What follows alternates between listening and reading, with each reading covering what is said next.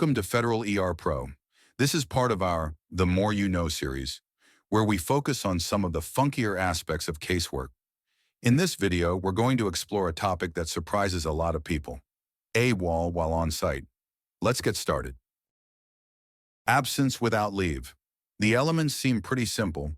The agency must show both that the appellant was absent and that either the absence was not authorized or that a request for leave was properly denied.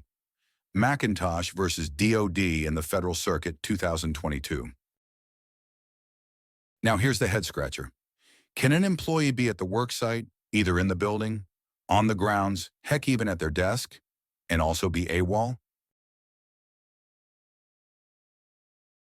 This is Carlos. Carlos showed up at headquarters at 8 a.m. He logged into the network by 8:03. He worked on his weekly report most of the day.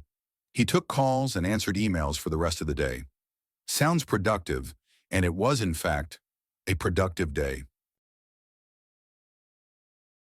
The rest of the story: headquarters? It's in D.C. Carlos had orders to report to Kansas City for a 30-day temporary assignment, starting last week. Okay, now the facts shift. But we don't work for free, right? And he did do a good deal of work, which benefited the government. It's not like he was sitting at home. This is Beth.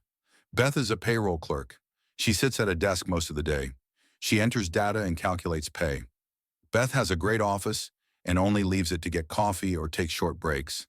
She is most always at her desk, rarely calls in sick, and everyone gets paid on time. The rest of the story: Beth belongs to several social clubs, and when it comes to duties other than payroll, she does noticeably less than her peers. Beth talks on the phone about club events while entering data a lot. Her boss kept track of her personal calls one day. It totaled 2 hours. Some of the time she seemed to be entering data into the computer while she was on the phone. She was at work, in her office, and even at her desk. Here's where the head-scratching comes in.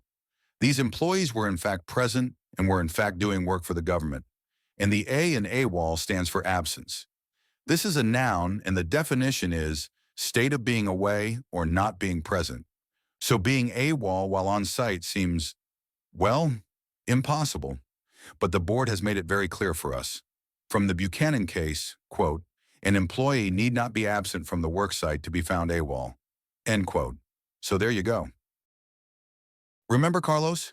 He was a patent examiner ordered to Kansas City. He knew his work could be done from D.C., so he reported to D.C. instead, worked full hours and completed assignments. The agency said he was AWOL, and the board agreed, saying, an employee cannot unilaterally choose their duty station. Absence from the assigned location equals AWOL, even if working. Remember Beth? She was a payroll clerk, GS5, with the Defense Logistics Agency in Los Angeles. She was removed for several charges, including a 2-hour AWOL charge. Why? Using a government phone on personal business. The board upheld it, saying, an agency may charge AWOL for conducting personal business while on duty. They cited Cohen versus IRS, 1981. Of course, there are several different charging options in these scenarios. Loafing, failure to follow instructions, neglect of duty, conduct unbecoming. As an ER practitioner, knowing your options makes all the difference. Knowledge is power. Understanding that AWOL can apply even when an employee is physically on site is critical for ER practitioners. Why? Because it expands the charging options and helps tailor the case to the facts. When you know this, you're better equipped to build clean, accurate cases and to advise confidently. FederalERPro, the craft of casework, not affiliated with any federal agency. We're here to share information, not legal advice. Thanks for joining us. Stay sharp and keep learning, hopefully with us. Subscribe, like, and share.